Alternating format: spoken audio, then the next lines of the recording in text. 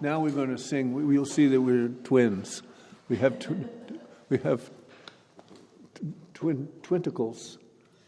We have a text. Uh-oh. We're going to twin this text. I have to be able to see it, which I didn't have to do with my own poetry.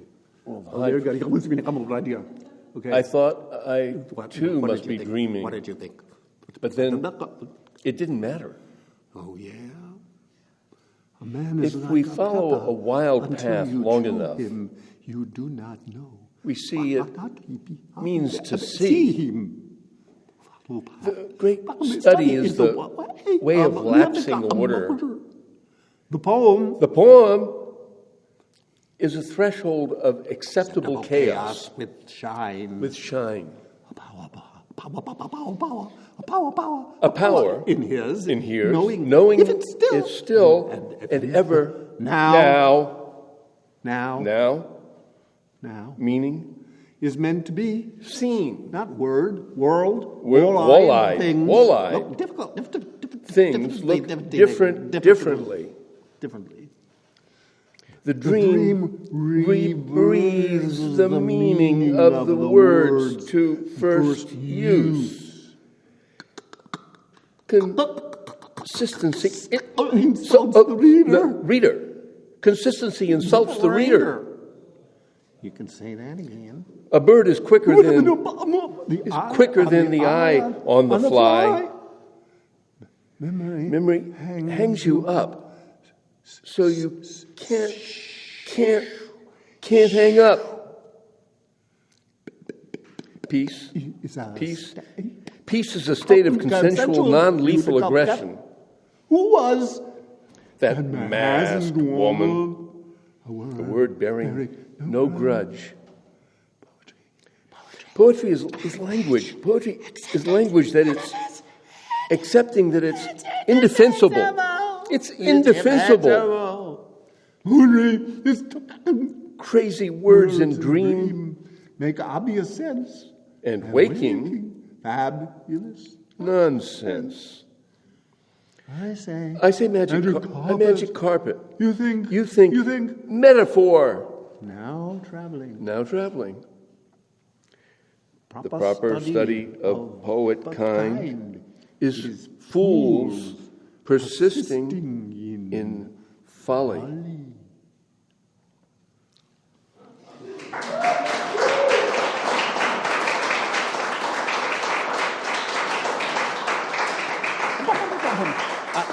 I should say, just for myself anyway, that the whole of this book, in fact, all the other ones, is on Penn Sound, which Chris Funkhauser was amazingly, he recorded it all, and it's all up on Penn Sound. If you don't know what Penn Sound is, look it up. It's got more poetry on it than you could possibly manage.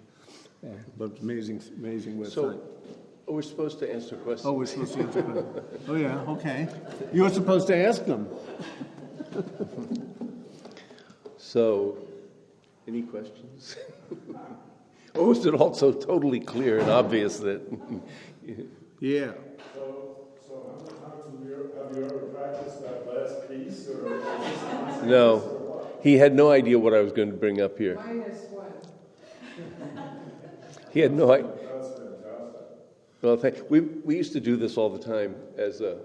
The same piece. We did it exactly. Which wasn't even written then. You know, it's very hard to actually create the diacritical remarks that make it possible to actually control both the temperature of the voices, the tempo of the text, the particular distractions that you create for yourself as you're passing through it. And we all did that, only except it was lost in the, what was that hurricane that we had up here a few years ago?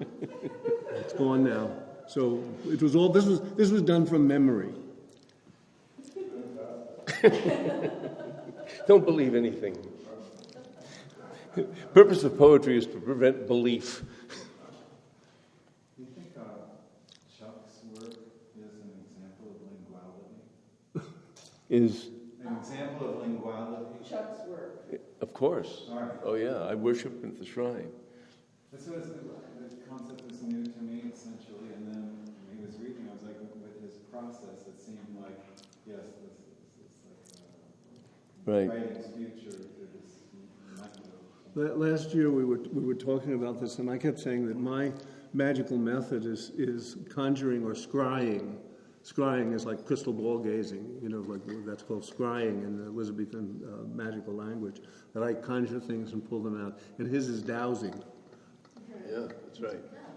Yeah, it's sort of like that. Yeah. I mean, we're an amazing couple, actually. Oh yeah, we're an amazing couple. I mean, we've been doing this nonsense for decades together, and we're opposites. We're absolute opposites in almost every way. And on the surface, our poetics is diametrically opposed. But it's the same thing. That's the incredible thing. The whole argument that civilization has convinced itself is important about what the technique is and what the structure of form is and the history of form and all that is exposed by our process. I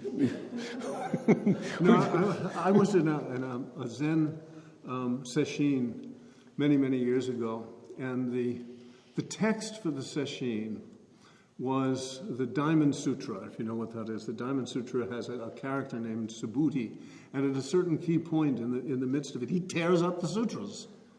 And this was, in the Zen monastery, a Zen place with the most rigorous kind of meditation situation you can imagine. You sit on your ass and don't move for 12 hours, and then you move a little, and then you sit on it for 12 more. And the Roshi would give these talks on this text.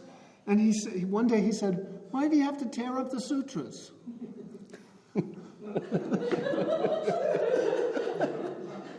And I mean, that itself was such a wonderful comment. Why do you have to tear up the sutras? It was sort of like John Cage saying, "You don't have to kill the past; it's already gone." But it's something like that. What would seem to be the opposite, on the one hand, of having an absolute text that stands for the authority of this rigorous discipline, and on the other hand, the absolute dissolution of the text, the total disregard of it. If you see the Buddha kill him type position. And the way that Roshi said it, it kept flipping back and forth in everybody's mind as he would, "Why do you have to tear up the sutras?" Did that mean that the Roshi was, because he was a classic Japanese bonze, a guy looking just like a Roshi is supposed to look, representing the most traditional Rinzai Zen monastic situation under the strictest condition? On the one hand, was he completely stuck and locked into the authoritarian character of that structure, or was he saying, if you're really free, you don't even have to tear up the sutras.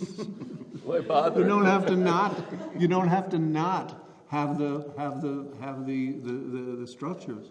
And so my situation has always been I kind of propose the structures to myself and allow them to explode, and he goes into this.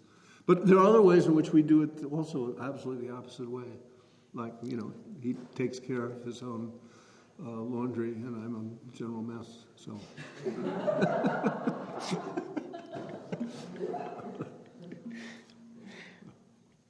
So, did we answer the question that wasn't asked?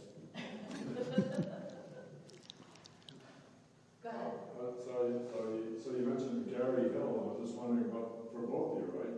In some way, Gary Hill plays a role. Not that I don't know who Gary Hill is, but. Oh, you don't? Uh-huh. Well, he's that guy.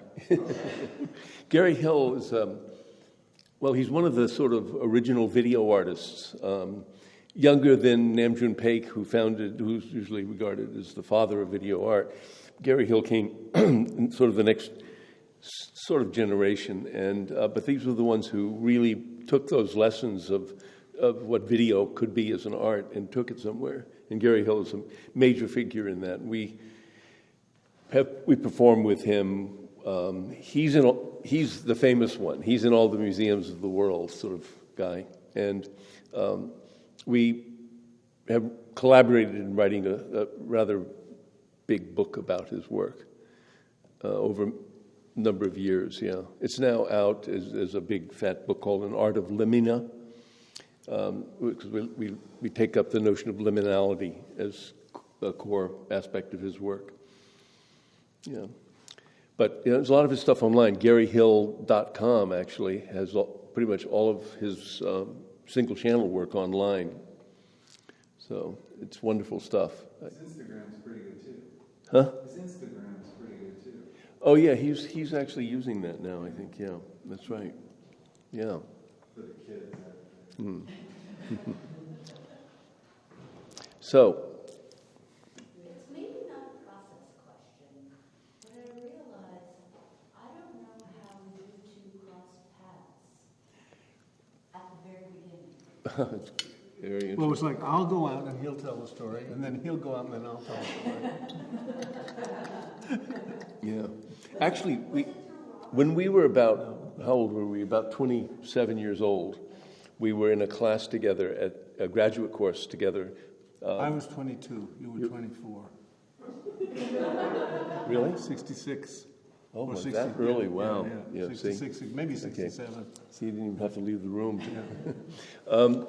Yeah, so and we didn't like each other.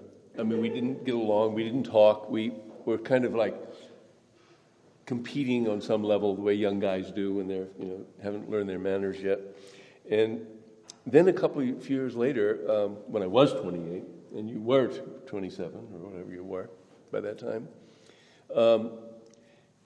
Susan was now in my life as a major person, and she knew Chuck. And she said, I've got to tell you about this really great person. You've got to meet this great person I know. And she was in Charles Olson's class at Connecticut, and Chuck was close to Olson in a lot of ways, and since he was I went to the University of Connecticut after he died to work on Olson's papers. And so the first people I met there were the people who had been in his class, among whom was Susan. So that's how we connected. Yeah. So she got us together. That's how it happened. And we used to talk all night, getting high, and Well, it was like Franz came phrase, all-night dope rap. yeah. No, that was No, that was... Robert Kelly's. Well, that was Helen. Helen She said that? She said, yeah. She said, All-night dope yeah. rap. I don't want to be part of that all-night dope rap. So yeah, those conversations were recorded actually. So someday it'll come back to haunt us when Chris does something with them, uncovers them, and sells them to the Daily News. Yeah, well, when the Koreans wipe out everybody's hard drive, and the only thing that survives is pieces of magnetic tape. Right. So that's how we met. Then from that point on, it's been Looney Tunes. You're happily married. So other things to talk about?